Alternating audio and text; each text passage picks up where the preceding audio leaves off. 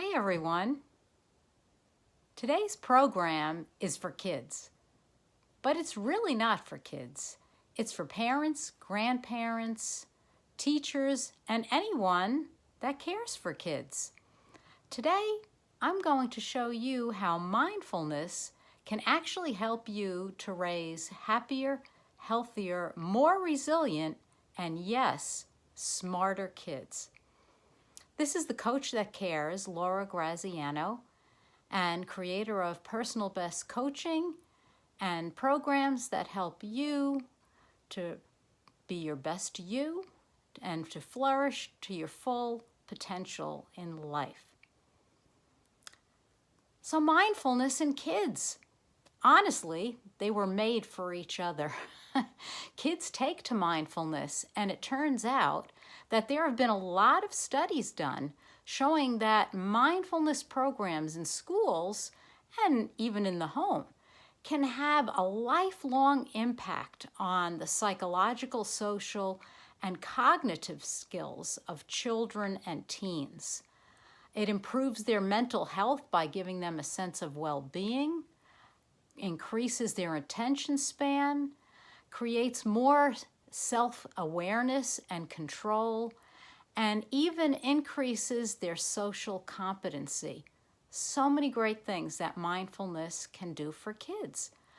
And what can you do as the one that interacts with kids? Well, today I have 3 tips that can help you get started and really get your child that you're working with into a mindful state that can bring them light years forward throughout their life.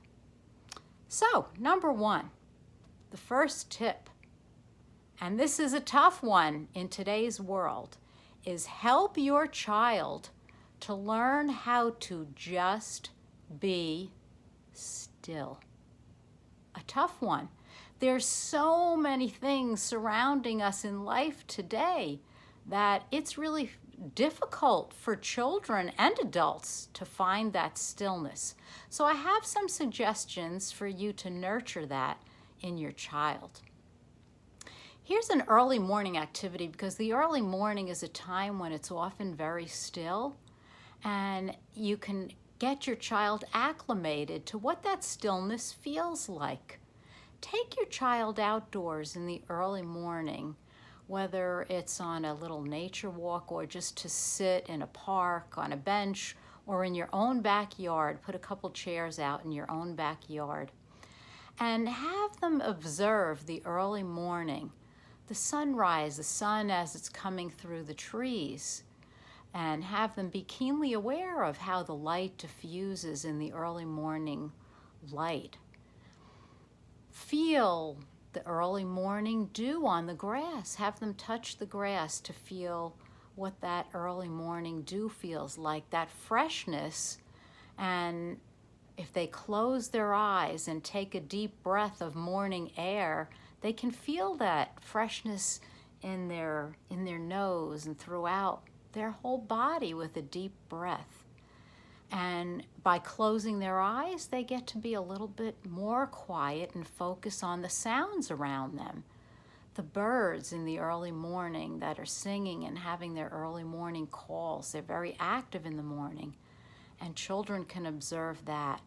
And then after this activity, ask them how they feel. How does this make them feel? Do they feel calmer? Do they feel peaceful?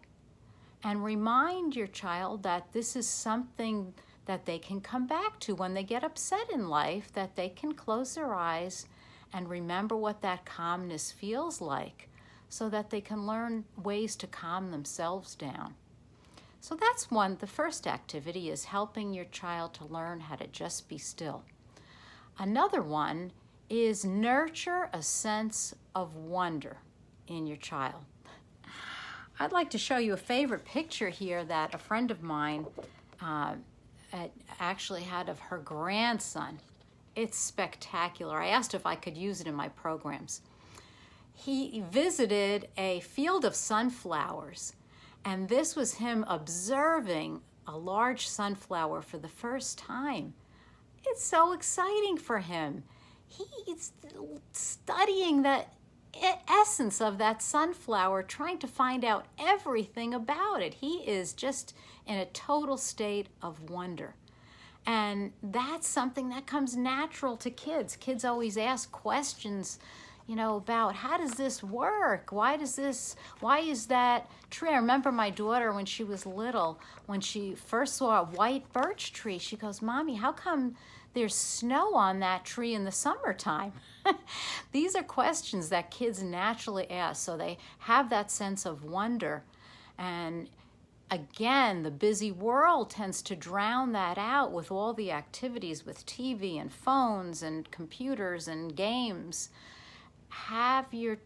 So we have to nurture that in children. It just doesn't automatically come naturally when there's so much noise around them.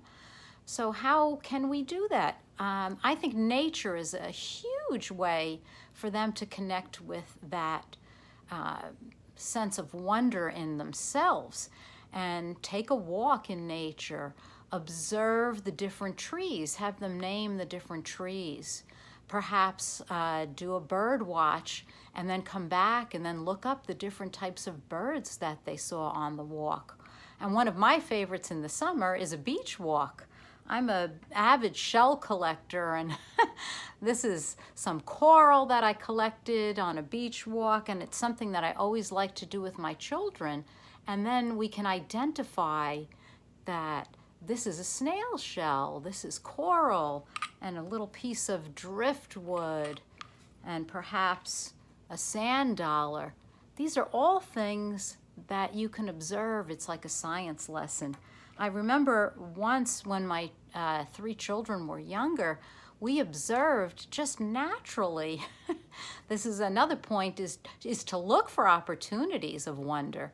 We observed a spider web in the corner window of our garage door. And we spent about 45 minutes observing how a moth got caught in this spider web, and how the moth then used his silk to spin down to how the spider used that silk to spin down to the moth, and he injected his venom that sort of paralyzed the moth, and he was able to cocoon the whole moth in a matter of minutes while the moth was struggling to get out. It was fascinating, and my kids still talk about that science lesson to today that we just observed in our own garage window. So look for opportunities in the world around you where you can find that sense of wonder. Now, the third item is modeling mindfulness as adults. What we want our children to learn is what we show them. So in the things that we do every day, we model it in the way we walk through life, in how we react to stress, in how we relate to other people, and how we can find joy in the simple pleasures of life. So as someone who has an influence on a child, these are things to keep in mind in the things that you do every day, whether you meditate and spend time with the people that you love, how you speak to them, and how you find joy in the simple things of life. So again, these are all lessons that in mindfulness that can help our kids to be happier, healthier, more resilient, and smarter too. So I'd like to leave you with this quote. It's a Chinese proverb that kind of sums it all up for us and for children in the lessons of mindfulness and how they can help us every day. Tell me, and I forget. Teach me, and I remember. Involve me, and I learn. I hope these lessons in mindfulness helped you and your child today. And look for more mindful moments from Laura Graziano, the coach that cares. Have a good one.